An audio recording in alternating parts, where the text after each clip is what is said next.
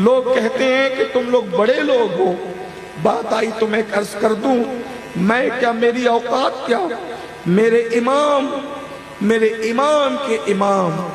ہمارے اماموں کے امام، ہمارے مرشدوں کے مرشد سیدنا امام جعفر صادق، جب ان سے کوئی مصافحہ کرتا تو امام جعفر صادق اس کا ہاتھ پکڑ لیتے اور ہاتھ پکڑ کے کہتے، بول، اگر قیامت کے دن اللہ نے تیری مغفرت کر دی تو تو قیامت کے دن میری سفارش کر کے مجھے بخشوائے گا؟ لوگ کہتے آپ تو سید ہیں، امام جعفر صادق کو کہتے آپ تو سید ہیں۔ کتنے بڑے عالم تھے جعفر صادق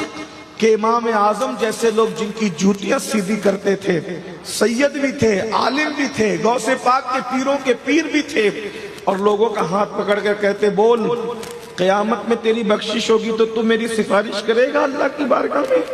اور اللہ سے مجھے بخشوائے گا، اور اگر میری مغفرت ہو گئی تو میں تجھ سے وعدہ کرتا ہوں کہ میں تجھے بخشوا لوں گا۔ تو لوگ کہتے تو آپ تو سید ہیں، آپ تو آل رسول ہیں، آپ کہتے یہی تو رونا ہے کہ ہم سید ہیں کہ قیامت میں ہم اپنے نانا کو منہ کیا دکھائیں؟ نانا کہیں گے میری نسبت پہ تو ہاتھ چھپواتا تھا، نذرانے وصول کرتا تھا، لوگوں سے اپنی باتیں منواتا تھا اور میری بات تو نہیں مانتا تھا، تو ہم اپنے نانا کو منہ کیا دکھائیں؟ امام جعفر صادق علیہ جدہ علیہ السلام، ایسے بڑے بڑے سید جب روتے ہیں اور منہ دکھانے کو ڈرتے ہیں، میں تو کسی شمار میں ہی نہیں،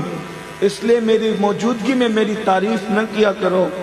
بس میرے لیے اگر واقعی تمہارے دلوں میں محبت ہے تو میری غیر موجودگی میں جب اپنے لیے دعا کرو تو میرے لیے ہاتھ اٹھا کے اتنا مانگ لو، میرے پاس سب ہے، بس اتنا مانگ لو کہ امین القادری کا خاتمہ ایمان پر مدینہ منورہ میں ہو جائے، بس اتنی تمنا ہے، باقی اللہ نے سب کچھ دیا ہے،